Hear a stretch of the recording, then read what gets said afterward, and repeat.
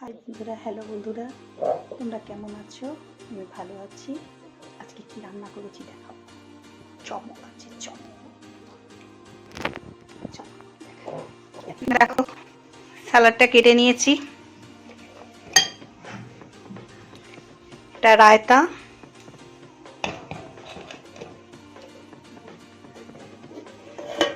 আসল menu biryani, egg chicken biryani with potato. আর যে বিরিয়ানি খাবে না তার এই যে ভাত, ডিম সেদ্ধ, আলুর দম করে রেখেছি। এই হলো আজকের মেনু।